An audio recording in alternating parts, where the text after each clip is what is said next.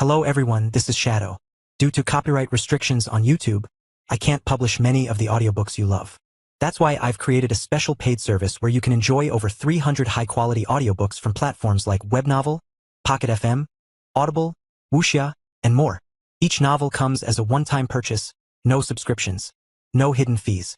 After payment, you'll receive full access via Telegram, along with all future updates for that novel. You'll find a wide selection of your favorite genres and titles, always in premium audio quality. Check the full list of available novels in the description. DM me now to get your favorite stories in audiobook form and start listening today.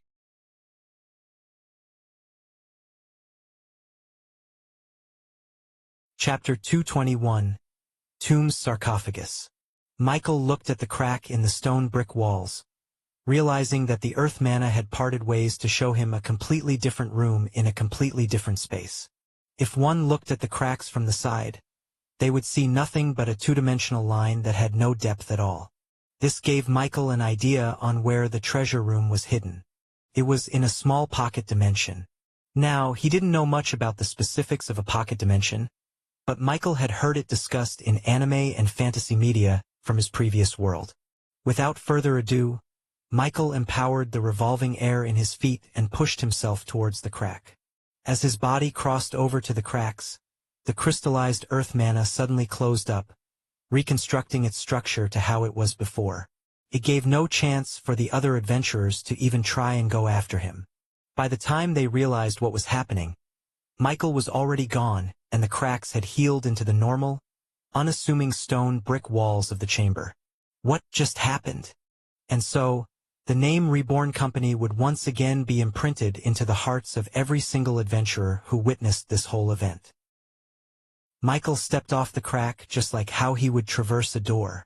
There was no transportation or removal of his body at all. It was as if the pocket dimension was just another room in the world. Of course, he didn't forget to have ChatJK3 try and analyze the very magic theory governing this pocket dimension. He looked around and saw himself in a hallway leading to a confined chamber in the distance. The stone brick walls around him were in pristine condition, with no sign of degradation or cracks in its structure. If Michael didn't know any better, then he would have thought that this place was created just yesterday. This was probably what the tomb would look like 1,000 years ago when it was first constructed, Michael thought, appreciating its architecture. The hallway was lit up by torches, which was mystically being powered up by nothing but fire mana, probably a spell left behind by its creator. He looked around and saw paintings depicting some kind of historical scene from the past. These paintings were simple and two-dimensional, reminiscent of the Egyptian paintings back in his previous life. From the very start of the hallway, he saw a scene depicting a normal man in a ship, looking over towards a large landmass in the distance. And as Michael walked down the hallway, he saw the painting's progress in story as well. The next scene depicted the same man touching down on the land and meeting with the locals. After that, the painting showed him bringing gifts and establishing connections with the natives. Michael kept on walking through the hallway, keeping up with the history that this scene depicted. It wasn't long before the adventurous man who discovered this new land ended up establishing his own country, depicted by him planting his own flag onto fertile land. The next few paintings showed him progressing his country, creating buildings, progressing infrastructure, and generating peace for his citizens. The paintings after this now showed the man leading an army to siege a walled territory. There were a couple of depictions of this, each showing the man conquering different territories, until finally, he united the large continent that he discovered into one country. Michael was finally at the end of the hallway onto the last painting. This time, this painting was a lot more realistic, almost like Leonardo da Vinci painted it himself. And this painting had a title: The First Human Emperor Establishing the Royal Continent. It showed the man finally happy and content, looking over his land from his castle. ChatJK3, can you summarize what these paintings mean? Based on the depictions, this seems to show the history of the Royal Continent, the very land that you stand on right now. And according to this, there was once a man who was able to unite the entire continent under one banner, making him the first human emperor. Royal Continent. And the two regions inside it are the King's and Queen's region. Does that have any correlation to each other? There is a large possibility of this naming convention being created by the first human emperor. With no other painting to look at, Michael then set his sights onto the large confined chamber in front of him. This was a tomb, all right. An enclosed sarcophagus made out of pure silver steel was placed in the middle of the chamber. Around the sarcophagus were piles of gold coins, chalices, and jewels from the ancient world. Although these would make any adventurer salivate at the sight, Michael wasn't that much interested in this paltry amount of wealth. He was more interested in the sarcophagus and what laid inside it. There must have been a reason why the Order of the Heavenly Knights were so interested in finding such a tomb. From what he heard from their organization, they didn't seem to be the type of group that prioritized wealth over anything. That meant that whoever was buried under here had some sort of significance for them. Fudge, can you hear me? Loud and clear, Master. Fudge popped out of his shadow and landed on the ground. Usually, the violet slime would immediately ask for head pats from Michael. But this time, he seemed to be incredibly taken by the treasures all around. Focus, Fudge. What did they say about this tomb? Huh? Oh, right. They said that it was the burial of an honorable general. Michael then looked back at the paintings depicted in the hallway and started to put the two and two together. Is this guy a general of the first human emperor? Spurred on by his curiosity, Michael decided to open the sarcophagus to see for himself. I am not a grave robber, Michael muttered to himself as an excuse. I'm an archaeologist. He pushed the sarcophagus lid using great force, aided by some magical spells, until finally, it slid off the structure and landed on the floor. Michael, with Fudge on top of his head, peeked over the sarcophagus and saw a skeleton. A normal skeleton, with nothing but dust and cobwebs inside. For a tomb that took such great lengths to conceal itself, Michael would have thought that it hid something a lot more special. He would have thought that for a tomb made for a general, it would have some kind of special relic armor or weapons worn in battle during the ancient era. But, even as he looked at the treasures around the sarcophagus, he saw nothing of the sort. He turned back and consulted the paintings and depictions once again, trying to see if he missed something. There's gotta be something more, Michael muttered. Michael thought that there was some kind of puzzle hidden inside the paintings, like those adventuring games he played in his previous life. A hidden button, perhaps? Master.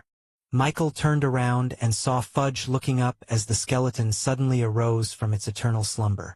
Wisps of necrotic energy seeped out of the very wedges of the stone brick walls, supplying the skeleton with enough energy to reanimate itself. Chapter 222. Skeleton General. The skeleton slowly floated out of its sarcophagus with dark and poison mana gathering at its pores. Its bones slowly glowed a bluish-green light as it got filled. The whole chamber started to shake with a magnitude 7 earthquake, dust cascading out from the ceiling. If it weren't for the magnificently crafted stone brick walls surrounding them, Michael was sure that the whole tomb would have collapsed by now. He looked around and saw the dark and poison mana pillars around from earlier. But this time, its whole structure was starting to disintegrate and turn it into strings of mana that floated over towards the standing skeleton. It sucked in all the mana from the tomb, absorbing everything even at the cost of fully damaging the very structure itself. Michael could feel the power of the mana forming in the skeleton start to intensify even further and further as it continued to absorb everything. At first, its power solidified into a single point, signalizing its return as a one-star realm fighter. But it didn't end there. The revolving necrotic energy in the air started to crash into each other, creating clumps that eventually formed into another giant ball of mana. Slowly, these lights popped up one by one. It only took a few seconds before the skeleton went from a 1-star undead creature into a 9-star undead monster. Facing such a legendary creature made Michael sweat for the first time. He was so enthralled with seeing the formation of an undead creature that he completely neglected its inherent risk and danger. Now, a 9-star skeleton with balls of bluish-green eyes of light were staring down at him from its sarcophagus. It raised its hand, gripping the air as if it still wielded a sword. Then, it brought its hand down towards Michael with no added force, letting gravity do all the work. Hairs stood on Michael's neck as he instinctively felt the danger coming towards him. He ducked down just in time as an invisible slashing force suddenly cleaved the entire hallway in half, turning its pristine stone brick walls into a lopsided structure. Seeing its attack had missed, the skeleton raised its sword again and swung from the other direction, intending to separate Michael into a top and bottom half. A mound of earthen rock sprung up from Michael's feet, raising him up above the invisible slashing line just before it wreaked havoc onto the hallway again. Michael knew he had to do something.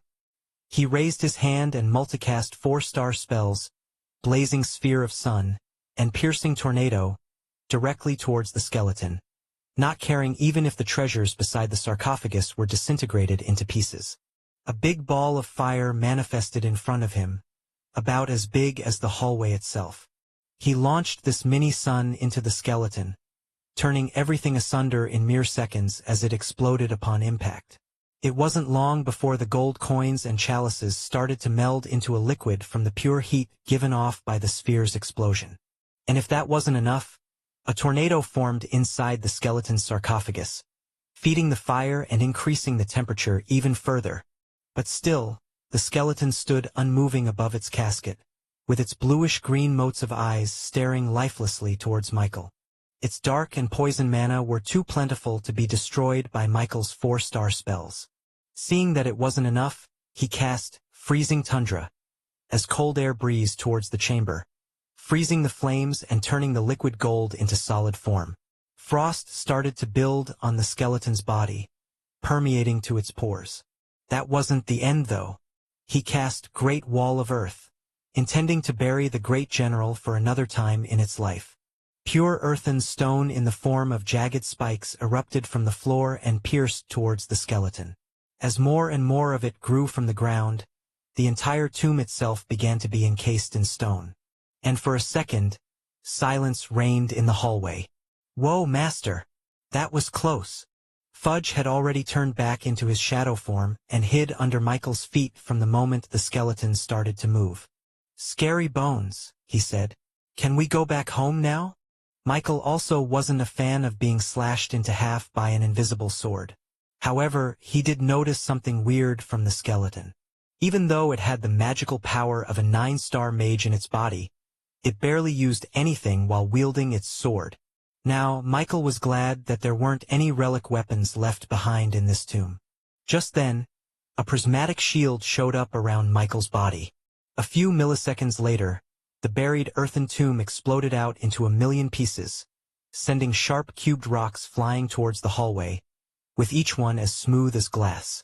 It caused further damage in the tomb, but were immediately disintegrated upon hitting Michael's prismatic shield. This guy must have been a tremendous swordsman in the past, Michael guessed. Even without a sword in its hand, it could create devastating attacks through nothing but its stances alone. Michael guessed that it had some sort of sword intent, like the ones in anime and fantasy books. Its mastery over the sword was so high that it could use just its bony fingers to act as its weapon.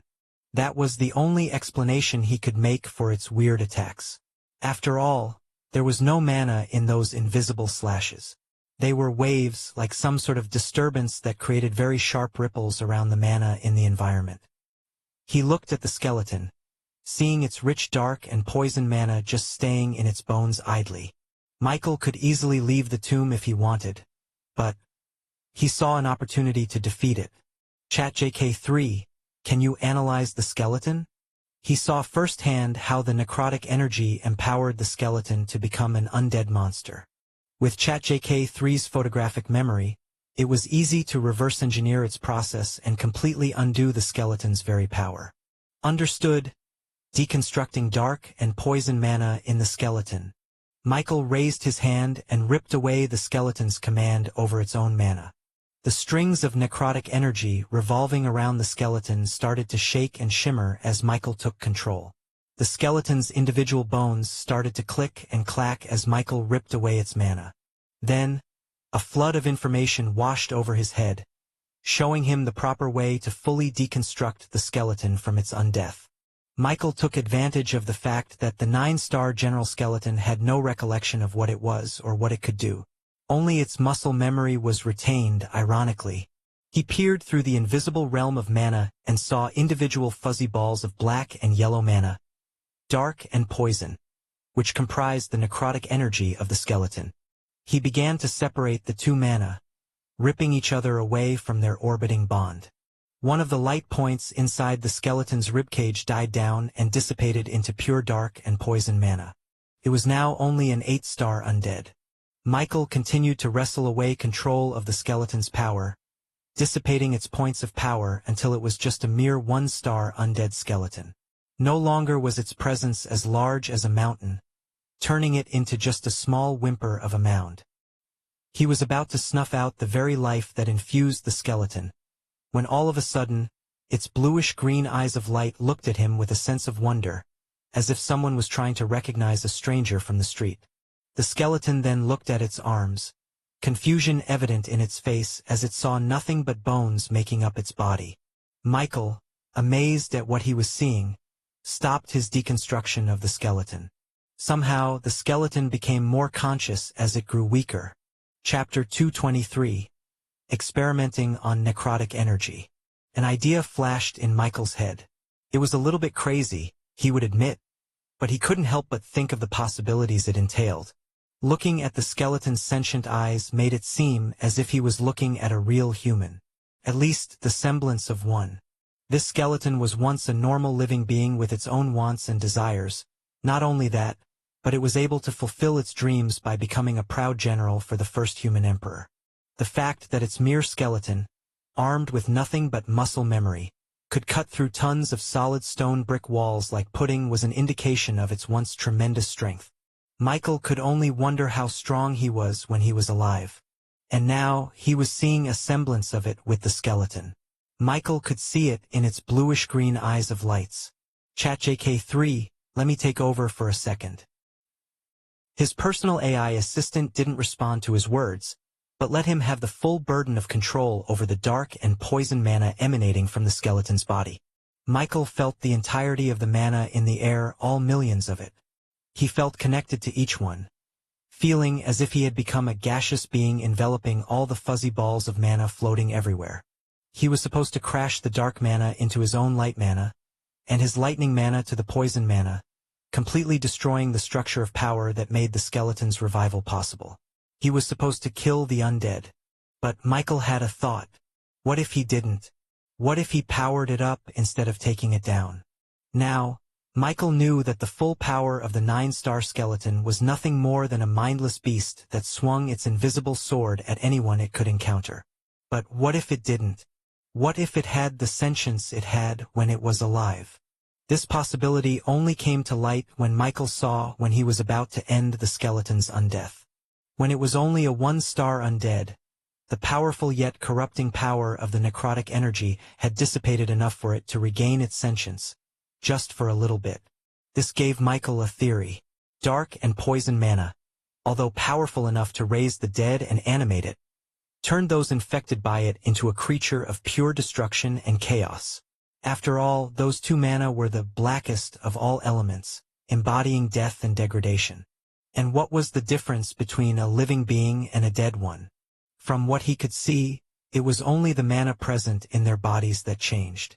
A living being, as it dies, replaces the light mana in its body with dark mana.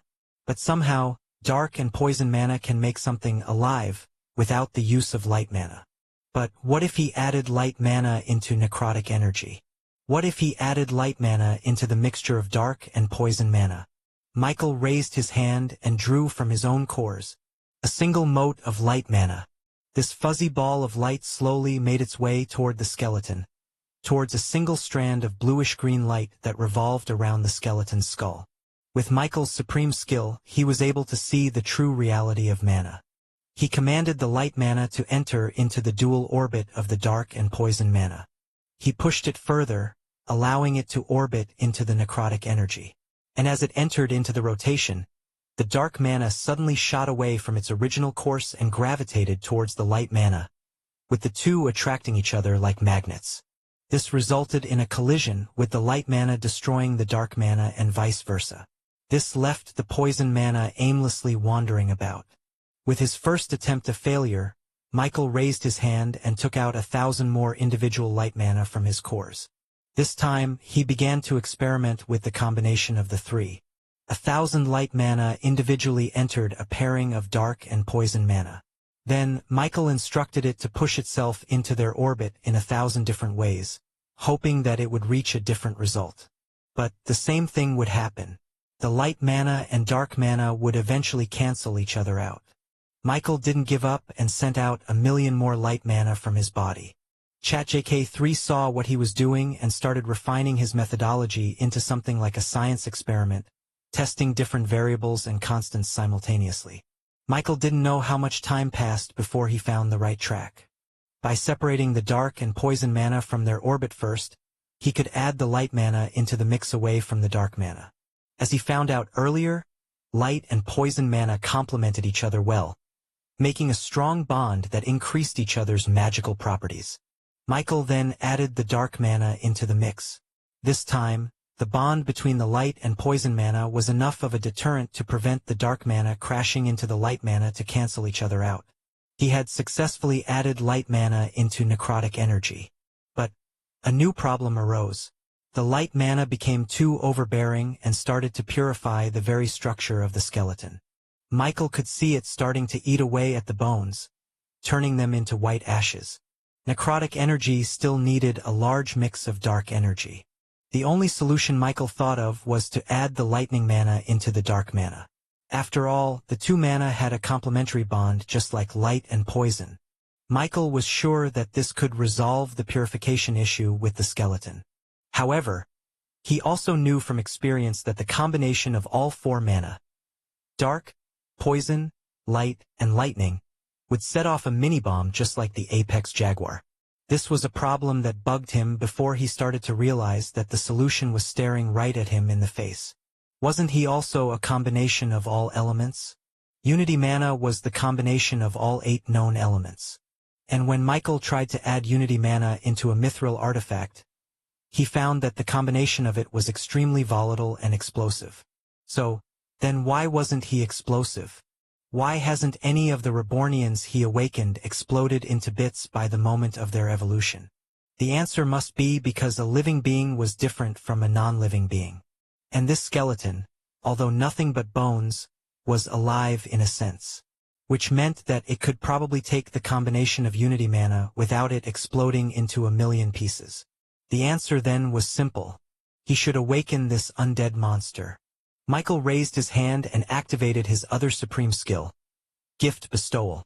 ChatGK3 took control of every dark and poison mana in the tomb, making up the necrotic energy of the skeleton. Then, it started to gather them in one place, intending to create a whole being for the supreme skill to latch onto.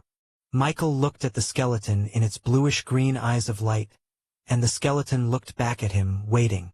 He only said one word. Awaken. Chapter 224. Grieve. A white light began to envelop the skeleton, bathing it with the power of a supreme skill. It began to course through Michael's veins, with all 8 elemental mana mixing together to create unity. As the words left his mouth, he came into contact with the necrotic energy in the skeleton. And just like with a normal living being, his supreme skill began to change and evolve the very mana structure of the skeleton, infusing it with the mysteries of Unity mana.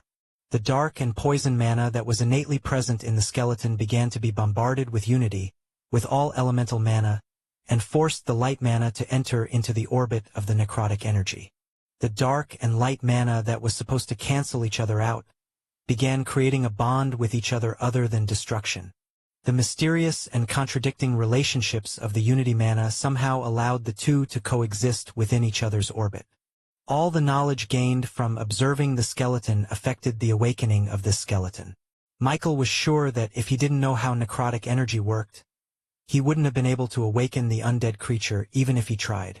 Slowly, the corrosive power of the necrotic energy began to be tamed, with it no longer destroying the limited consciousness inside the undead skeleton.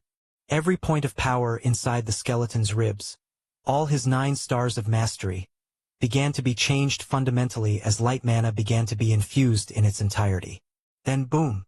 A shockwave of light exploded out from the skeleton, making Michael take a step back.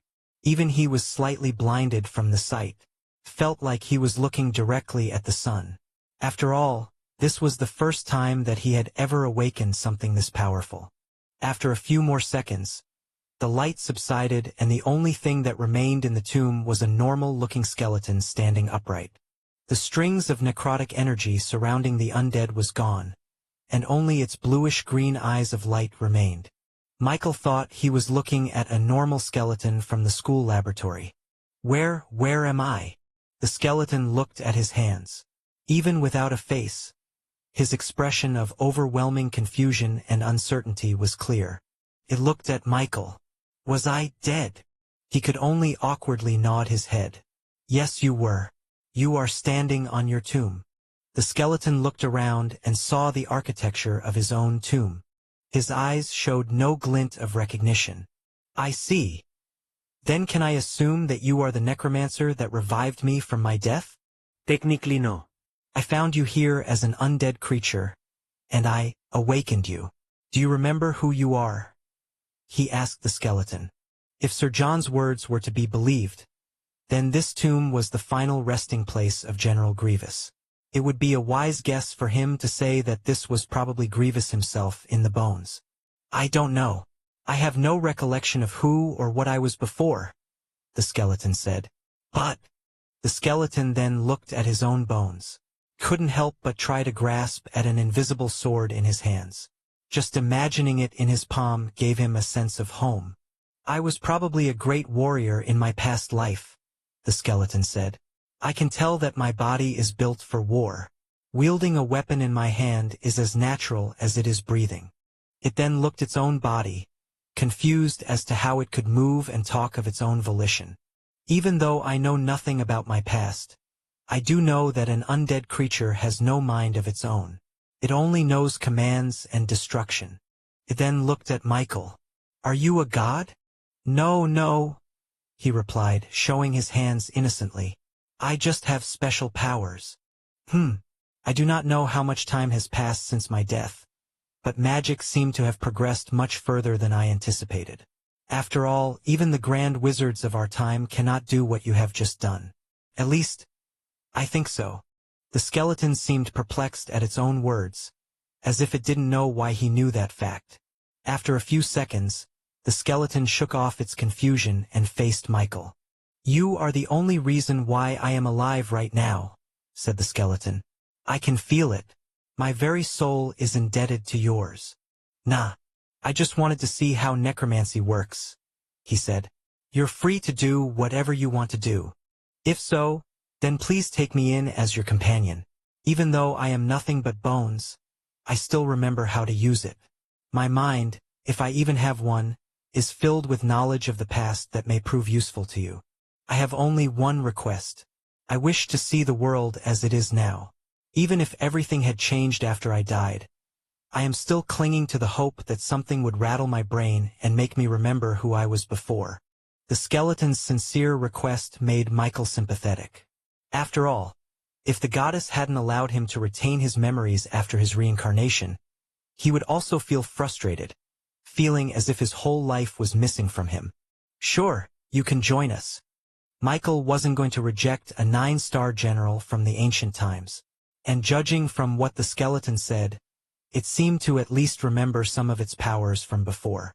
Wait a minute, said Fudge as he jumped out of Michael's shadow. Who are you, oh slimy one? Asked the skeleton. I am the esteemed pet of Master, the very first and only companion. However, since you seem a little bit strong, I am willing to let you join us, on one condition. The skeleton immediately kneeled in front of Fudge. I will treat you as my senior, he said. Ho ho ho. I didn't know you were such a nice guy. I'm fine with this now, Master. Fudge laughed like a maniac and jumped on top of the skeleton's skull. Michael didn't know if he should tell Fudge that he was stepping on a 9-star realm fighter. But whatever. He seemed to be having fun and the general didn't seem to mind. By the way, what do you want to be called? I heard that your name was General Grievous or something. That name means nothing to me, he said. I will have to defer this to you. After all, you were the one who gave me my second life. It is also fitting that you give me my second name. Grieve it is then, he said. The skeleton nodded and accepted Michael's name. Fudge then congratulated his junior and began telling him all about the rules and regulations for a junior to follow, including being respectful and the senior having first dibs in Michael's headpats. I guess we better head out. The chamber is about to collapse. With all the necrotic energy absorbed by Grieve, the tomb no longer had any mana to sustain the lifespan of the pocket dimension. The hallway had already collapsed from the previous fight with unawakened Grieve, so the portal back out was blocked. Thankfully, Michael didn't have to worry about that. Fudge lent one of his clones to Grieve, allowing all three of them to teleport safely back out of the tomb. Chapter 225, Aftermath of the Tomb. Michael, Grieve, and Fudge returned to Neo-Orcus, where they were immediately welcomed by the Dragonborns who had been waiting for quite a while. After Michael sent a signal to their shadows that he was safe, they all returned to Neo-Orcus without waiting for him. Lord Michael, thank you, you were all right, Shiina said. Bro Mike, where did you go? Did you have an adventure without us? Glad you were safe. Couldn't relax while you were out there by yourself. Michael assured them all that he was okay. If there was any sort of danger in his life, he would have teleported back to Neo-Orcus without even thinking about it. Sure, he was fighting with a 9-star undead skeleton, which was certainly the most dangerous fight in his entire life, but he didn't think it was that dangerous. Oh, let me introduce to you guys our newest recruit, Grieve. It was only now that the Dragonborns noticed the unassuming walking skeleton behind Michael. The Dragonborns noticed Grieve's bluish-green eyes of light. It was faint, but they could sense an ocean-deep power hidden inside him that even they could not comprehend. They would have been suspicious of the skeleton if not for the intangible connection they had with him. It was almost as if they were all connected by a string, symbolizing every Rebornian's connection to Michael as he was the one who awakened their talents in the first place. This was enough for the Dragonborns to realize that Grieve was their comrade, their family. Hee. See for yourself, mean Scalise, I have my own junior now, bragged Fudge to the Dragonborns. Zion immediately pouted and expressed his jealousy. Of course, Fudge didn't waste the opportunity to rub it in the young Dragonborn's face. The Dragonborns had to restrain Zion as he began charging at Fudge, who was making mean faces at him. Meanwhile, Michael approached Grieve. So, what do you think of the outside world? The general from the ancient world looked around and saw the unique architecture of Neo-Orcus. His eyes were filled with wonder and amazement. You are a king, then. You own this land, Grieve said. If so, then it is fate that I serve another king in my second life. Wait, how do I know that? Grieve scratched his skull in search of an answer, but unfortunately, he could not. Michael didn't even respond to Grieve and let him wander around the town with Fudge and Zion leading the way. Michael knew that those two were a terrible influence on Grieve, but he was already too late to stop them. Meanwhile, he looked at his own shadow and summoned the two shadow orcs. Naruto, Sasuke, are you there? The former Orcanine and Orcupine chieftains ascended from the shadows, kneeling towards Michael in deference. At your service, boss. Do you know what happened to the tomb after we left? Naruto began slapping his thighs and his chest in a rhythm as he began to recount the reports of other orcs in the vicinity. The whole tomb collapsed after you left, boss. Thankfully, everyone was able to retreat before the whole thing sunk back into the ground. It became quite a topic for the adventurers, with some thinking that you were left buried under the tomb or some thinking that you had already left with the treasures in tow. A lot of people are asking about you, boss, Sasuke added. Everyone is starting to wonder about the Reborn company after this whole tomb campaign. After all, everyone thought that it was either going to be the Knights or the Hammerstone group that would be able to reach the treasure room. But, in a twist of events, you were the only one able to reach the tomb itself. We have heard quite a lot of chatter about the Dragonborns as well, added Naruto. They are all quite taken by the mithril artifacts they all wielded to fight against the Apex Jaguar. This led to a lot of people swarming the Reborn armory to ask about the Dragonborns in detail. The appearance of mithril artifacts had caused quite a scene, just as Michael expected. What did Mary do? He asked them. She directed them to Neo-Orcus, boss. Michael nodded in satisfaction. Surely by now, the adventurers would have noticed the newly constructed Golden Road and followed its path to Neo-Orcus. This was part of the reason why he allowed the Dragonborns to show their strength in the Tomb campaign in the first place. He wanted to make a strong first impression, allowing the Reborn name to stick to their mind. And once their curiosity piqued, they would then follow the Golden Road and reach Neo-Orcus in search for answers. What was the Reborn Company? Who were the Dragonborns? Who was that golden-haired boy who reached the tomb by himself?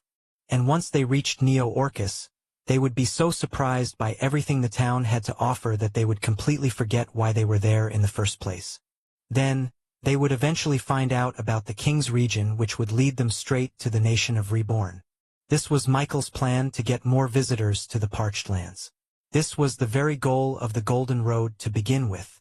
It was a cookie-crumb path that everyone would slowly follow until they reached the end, the nation of Reborn, where all their dreams would come true. And sure enough, a couple of days later, the first batch of adventurers arrived in Neo-Orcus. They were the ones who witnessed the Dragonborns defeat a 6-star undead creature by themselves. And technically, they would be the first tourists of the Golden Road itself. Of course, the town welcomed their arrival with happy smiles and chocolate bars in hand. Meanwhile, conversations were happening in Angora City. It wasn't long before the results of the Tomb expedition were brought back to the capital city. At first, the news was limited to the companies who joined the Tomb campaign like the Hammerstone Company and others.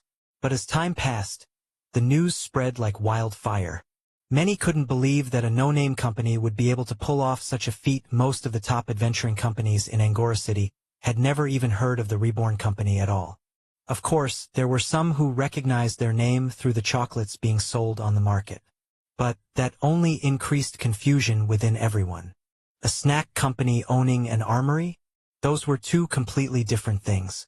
Not only that, but there were also rumors that the adventuring party of the Reborn Company were in possession of mithril relics. That idea was absurd for most people, especially for smithing companies within Angora City. They knew exactly how rare it was, and how nobody could buy it so easily even if they had all the money in the world. Even Butch, leader of the Hammerstone Adventurers, had to convince his company that what he saw was real. Of course, even Sir John was met with a lot of doubtful glares from other knights in the court. Everyone began to speculate about the Reborn Company. But none of them knew that their own shadows were twitching and morphing unnaturally under their feet. Chapter 226. Preparations for Angora City. A few days after the events of the Tomb campaign, things had settled down in Neo-Orcus. Grieve quickly showed off his expertise as a 9-star undead general from the ancient era. He seemed to have retained all his physical art spells he learned back in his previous life, and was now using it to teach the Rebornians and the Dragonborns everything they had to learn. It was quite a wake-up call for the Dragonborns, as Grieve was quite strict about his training routines. He would have everyone up and running very early in the morning while the sun was still hiding in the horizon. Bro Mike. Help, Zion said, as he dragged his feet forward, completely beat from the laps he did around Neo-Orcus. Michael looked at the Rebornians and saw them all collapsed on the ground. Grieve was quite harsher on the Dragonborns, giving them 10 times the hardships. Is this all right? He asked Grieve, a little bit concerned. Yes, Michael. Even though this world had changed quite a bit since I died, I am still sure that the physique of these young ones are not quite up to par. They are not even better than our ordinary soldiers, definitely not fit to be a general for your kingdom. At least, I think so. I don't remember, ho-ho. You old bones. We heard that, Zion shouted back. Hey, no shouting at my junior other than me, said Fudge from atop Grieve's skull. Bleh. Michael was, of course, exempt from all of this training under the guise of being a king. Although Michael didn't regard himself as a royal, if it would allow him to skip training, then he would assume that role as fast as a rabbit.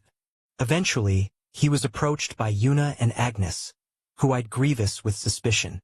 Sir Michael, about your friend. Who is he? Agnes asked, her eyes moving up and down at the skeleton standing upright.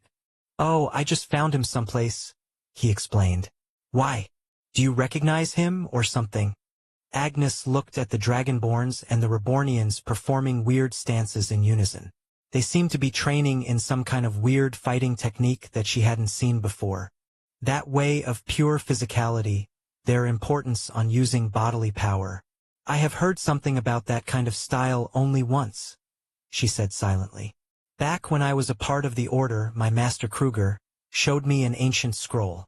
And even though I only saw a glimpse of it, I am sure that it is quite similar to what the Dragonborns are learning now.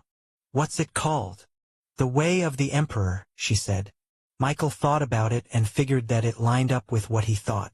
Since Grievous was a general from the ancient times, then he would have knowledge and mastery of the fighting techniques back in those days.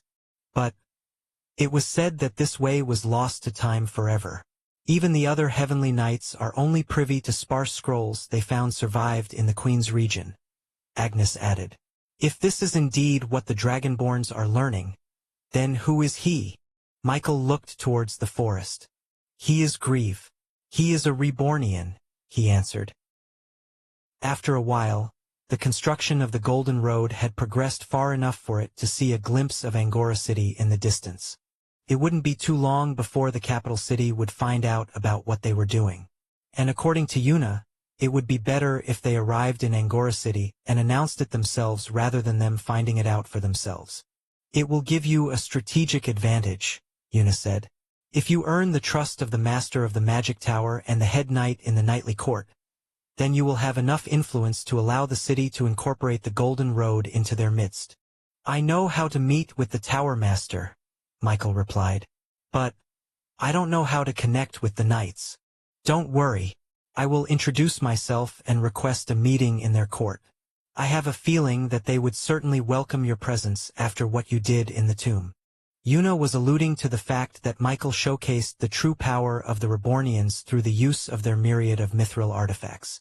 Even knights had limited inventory of relic artifacts, which only consisted of fragments and sometimes broken pieces. Yet, the Reborn company showed up out of nowhere and showed possession of a complete set of them.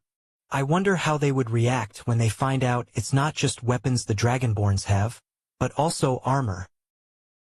After a few days of preparation, Michael and his allies finally departed Neo-Orcus to reach Angora City in a few days' time. Michael brought with him the Grieve and the Dragonborns, Yuna and her escorts, as well as some Rebornians as support. Of course, Fudge and the Shadow Orcs were always present in the shadows, observing everything around them. This would be quite a momentous occasion, as this would be the first time that Michael showed automobiles to the Queen's region. Although it was already quite normal to see cars in and out of Neo-Orcus, it was still too secluded from the societies of the Queen's region that practically nobody knew about it at all. But once Michael showed it off to Angora City, it would eventually get spread to other territories as well. This would all be part of the plan for Michael to break into the Golden 500, the ranking of companies all over the globe. Integral to this plan was Jimmy, who was the journalist correspondent of the Nation of Reborn. He came with Michael to Angora City in the hopes of having his papers be published by his company. Hopefully, this would be enough for the Reborn company to break through to the rankings. What should have been a weeks-long journey turned into mere days due to the speed and efficiency of automobiles. In fact, it would have been much shorter if the Golden Road had finished its construction all the way to Angora City. Michael was on a cliff, overlooking the Angora City in the distance. He saw the magic tower in the distance. Even now, he could see the intricate magic and spells set up by the tower to protect the city from harm. It wasn't that much different from the magic tower back in Kingsbridge City. Just beside the magic tower was the castle surrounded by a moat. That was where the ruler of Angora City lived. And this castle was protected by the Knightly Court, which was made up of knights and squires from the order. Those three institutions were what comprised the political landscape of the capital city. "Have you prepared for what's to come?" asked Yuna. "I did," he replied. "I already asked the chocolate merchants to scout a potential headquarters for the Reborn company." "I hope you brought a lot of money," she said teasingly. Angora City is a capital city. Owning real estate there can be quite pricey. Michael looked at Angora City one more time, and smirked.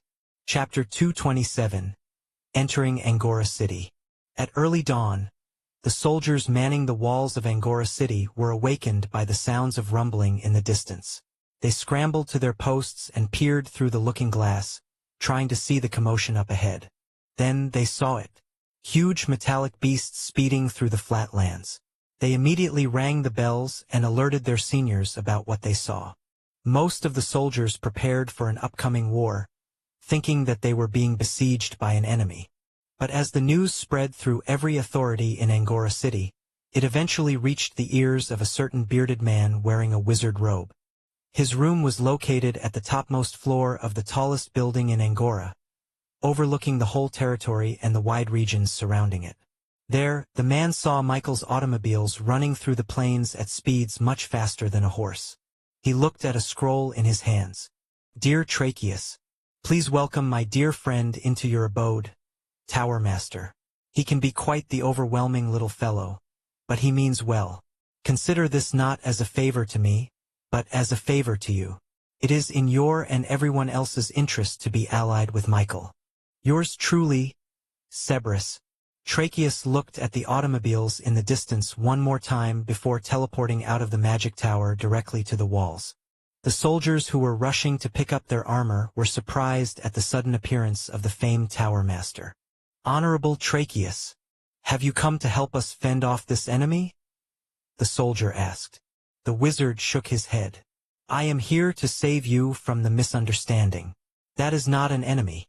So I suggest that you retract your weapons and your fighters, or else our magic tower will be forced to intervene." The soldiers looked up at the floating Tower Master and did not know what to do. A few seconds later, a messenger coming from the castle itself came and shouted out to the soldiers. "False alarm," he cried out. "They are to be welcomed with our utmost grace." The soldiers all looked at each other before starting to unarm the giant crossbows pointed downwards.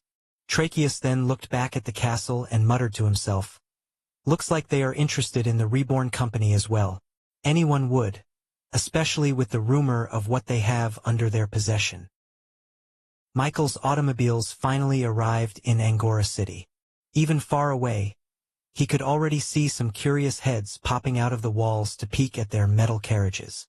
Yuna immediately got out, with Michael just behind her. He saw her take out an emblem of the Montgomery family and show it to the guards, who quickly scrambled to open the gates. Michael looked around Angora City and saw that they were gathering quite a crowd around the gates. Just then, he sensed the presence of a strong mystical arts user. The mana in the air were quite abnormally excited, jittering and pointing his attention upwards. He followed their direction and saw an old man with a scar across his right eye, floating in the skies with his robes fluttering in the wind. "You must be the Tower Master," Michael said, as he floated up to the old man. "Fufufu, Cerberus was right. You are frighteningly talented in the mystical arts." "Why do you say so?" Michael asked. "I was trying to hide my presence from you.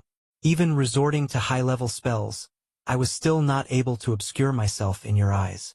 Quite impressive. My name is Tracheus Waterdeep, and I am indeed the Tower Master of Angora City." The old man introduced himself to Michael with a respectful nod. "Have you heard about me?" "Cerberus will not stop talking about you," Tracheus said.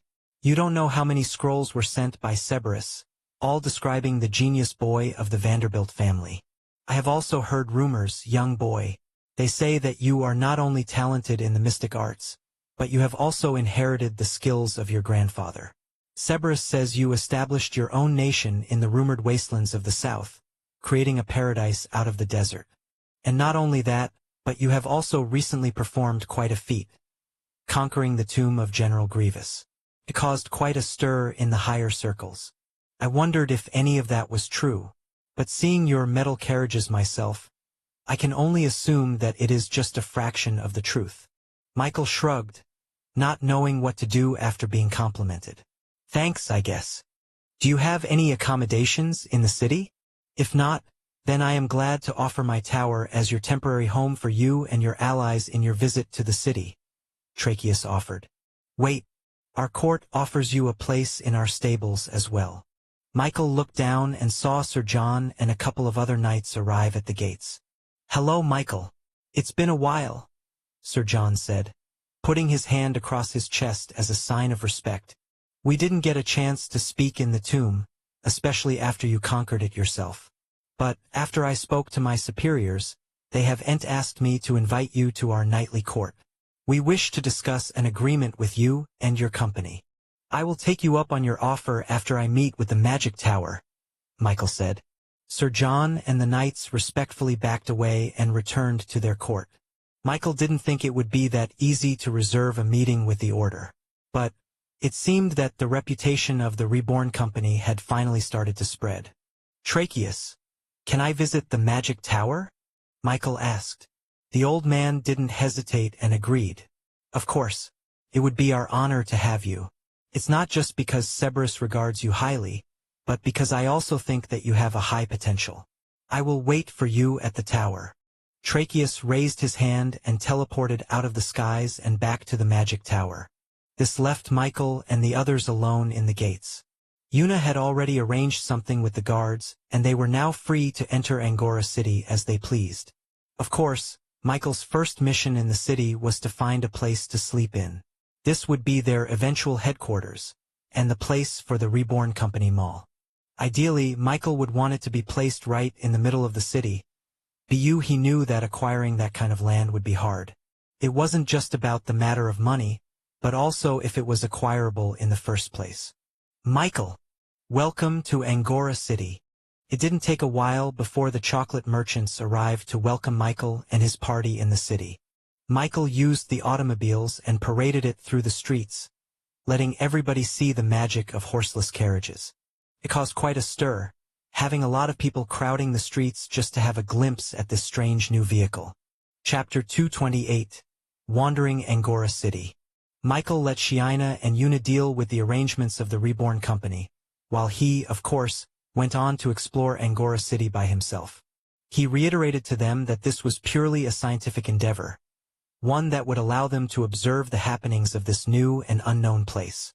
Of course, he was met with a lot of speculation that he was merely, as they say, playing around.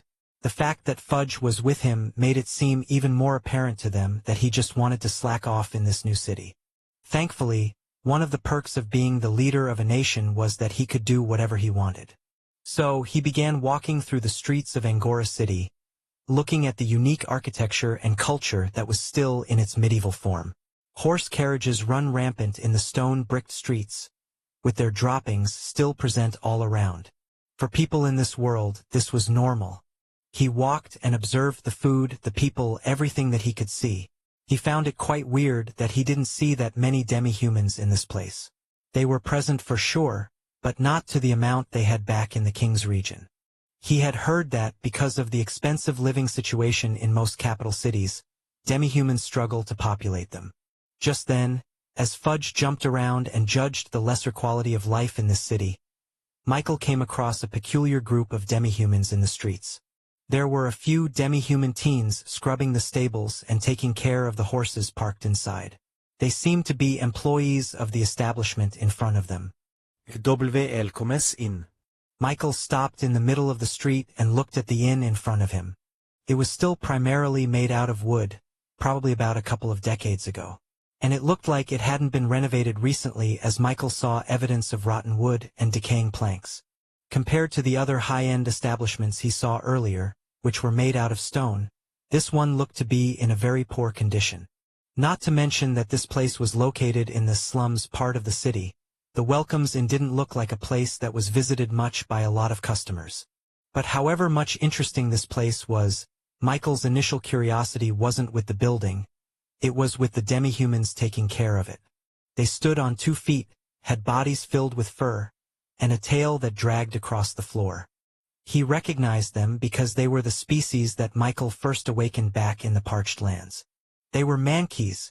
However, there was one stark difference with the mankeys here and the mankeys back at the parched lands. These people had red fur. Mankeys. Species. Red mankeys. Type. Demi-human. Difficulty. Element. None. Just like before, these species were the lowest of the low, having no affinity at all to wield mana in their bodies. Of course, he was able to change that. Now, Mankeys were the most talented group in all of the nation of Reborn. Their skills in production, agriculture, and engineering were part of the reason why it had grown and developed so fast in a matter of a few years. Just then, Michael's nose started to itch.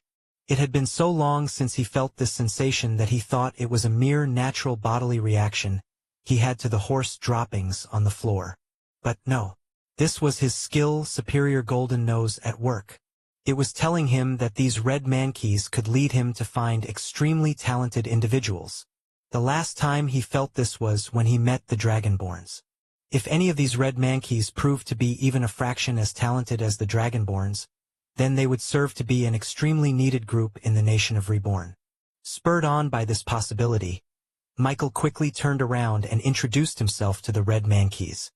"Hello, sir, welcome to Welcome's Inn," one of them said meekly, struggling to maintain eye contact.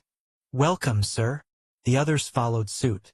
Michael sent a signal to Fudge, and the violet slime immediately sent out his clones to inhabit the shadows of the red Mankeys. And with this connection, ChatJK3 was able to take a peek at their potential talents.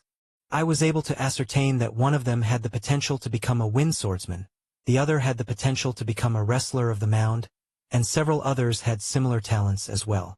They don't have talent in production? Every yellow Mankey had some kind of talent in engineering, farming, smithing, and any other kind of production possible. But it seemed that this group of red Mankeys seemed to have a knack for fighting.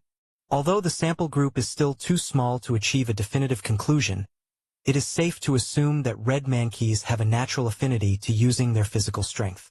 Michael was intrigued. Fighting talent wouldn't be the first thing he would think of when he looked at the scrawny, bare-bones Mankeys in front of him. "Excuse me, but are you the owner of this inn?" he asked them. They immediately shook their heads desperately. No, sir. We just help around," they said. "So, you are all employees?"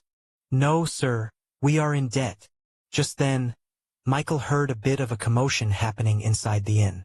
A couple of seconds later, a man in a suit came out of the inn looking a bit stressed and disheveled. But before he could leave, another man, wearing a plain white shirt and overalls, came out and pleaded to the suited man.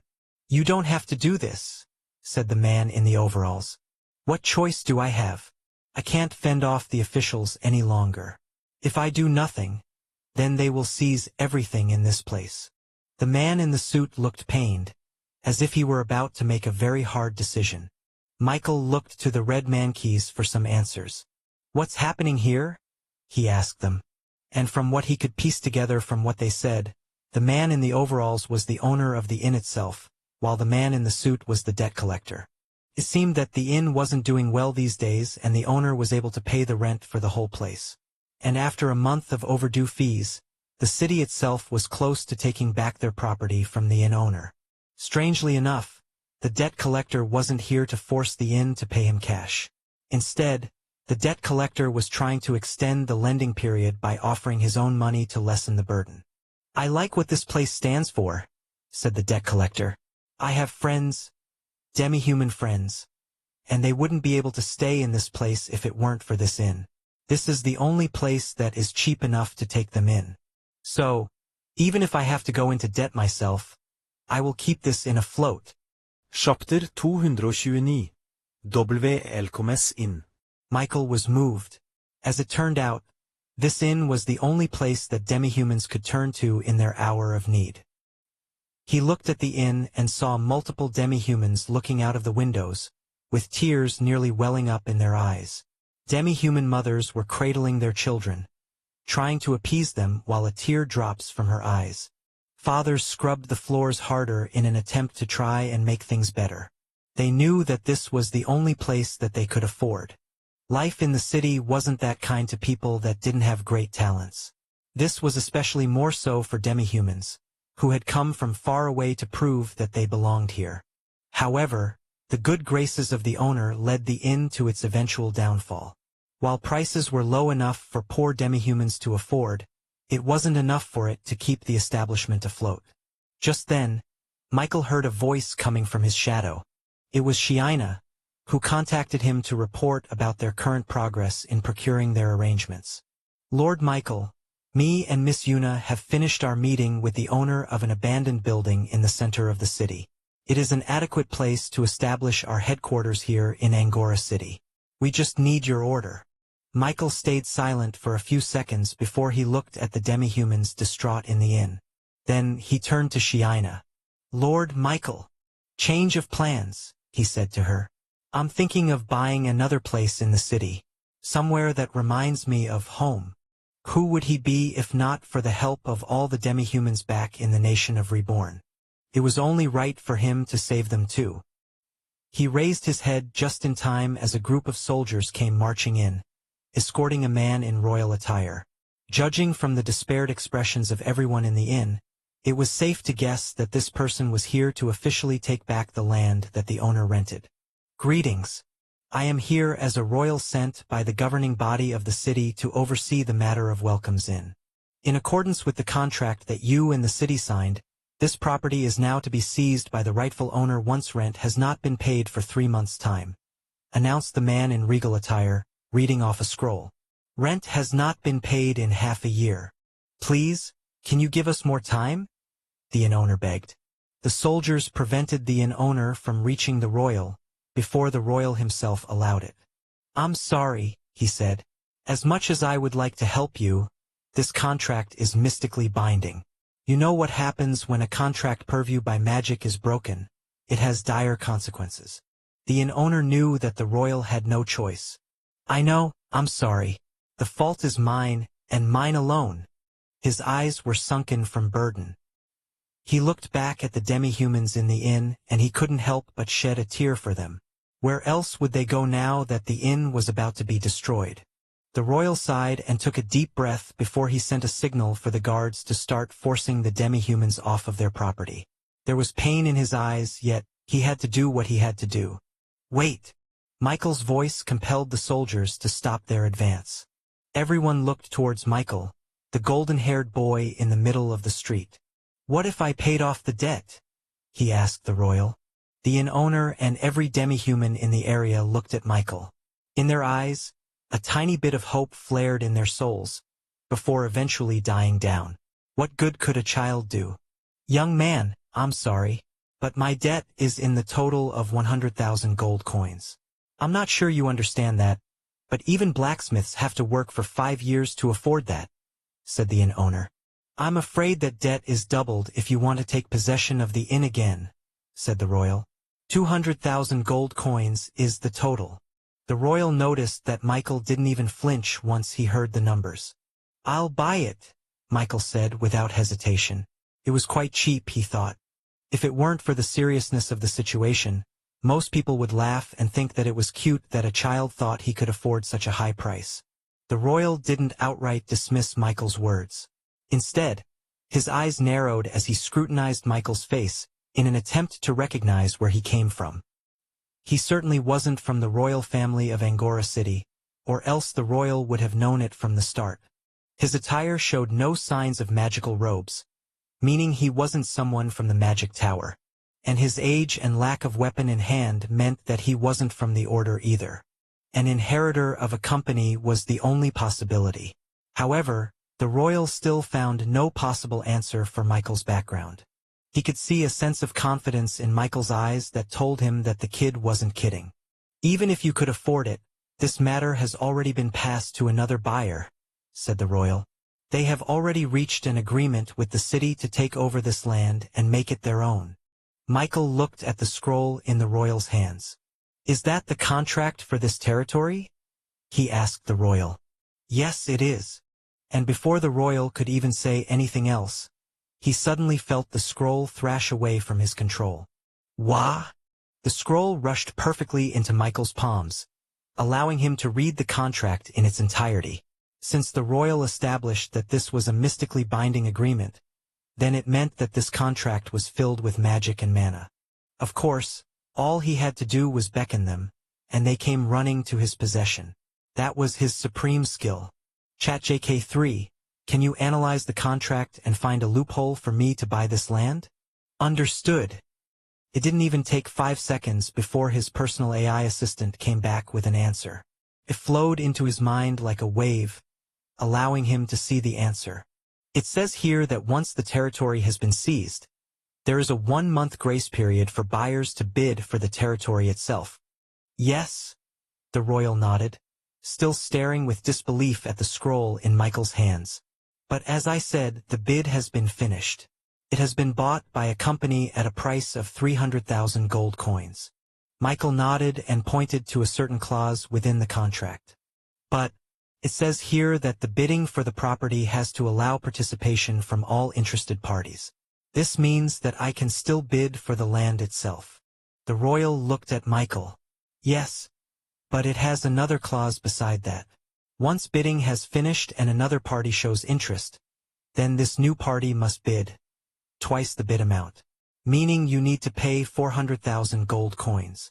Chapter 230, Purchased in. The demi-humans winced. The price given by the royal was something they couldn't even fathom. Its heavy amount crushed their dreams of retaining their current living situation. No doubt they would have to return to camping in the woods to survive, or worse, they would have to be cast out into the parched lands. Such are the difficulties of living in a capital city, said the inn owner. We'll have to put our land somewhere else, somewhere a lot more lenient with struggling folk.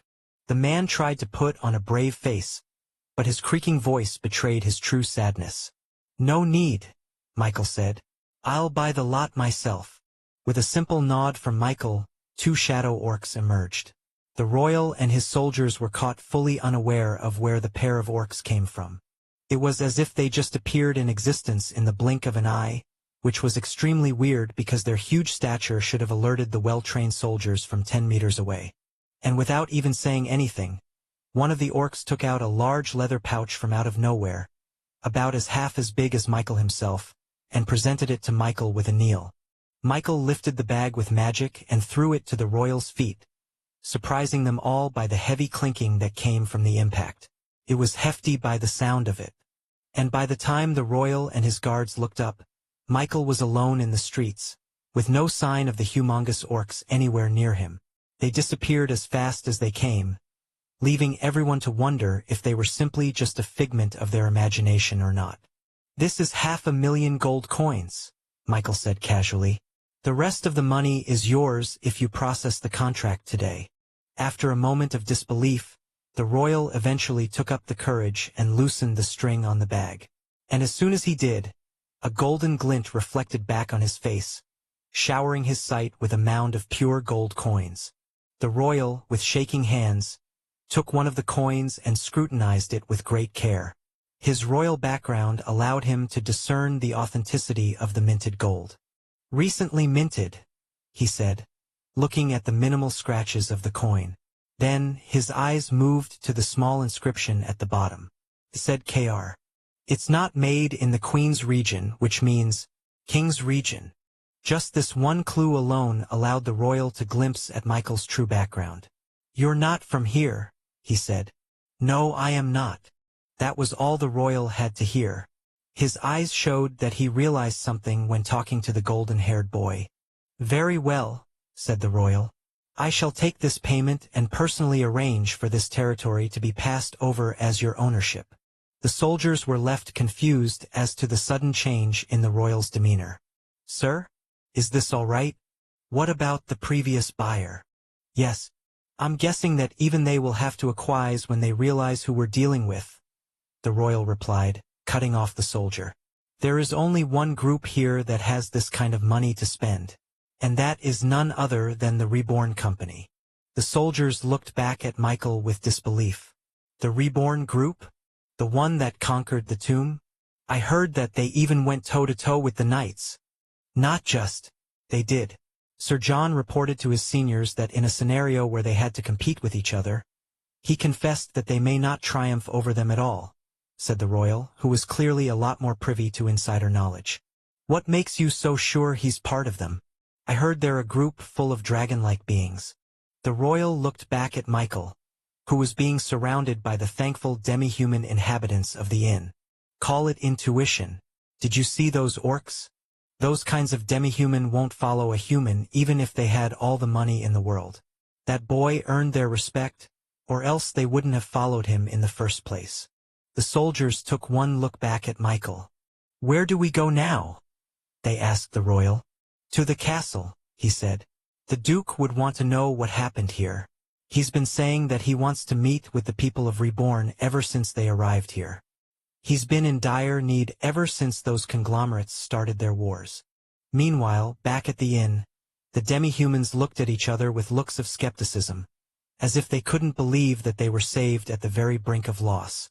Who would have thought that a magnanimous stranger would be able to take control back of the inn?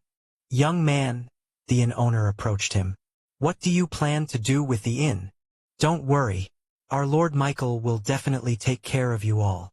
Shiina and the other Dragonborns arrived just in time, surprising the other demi-humans. They awed at their expensive-looking attire, making them look like the human royals.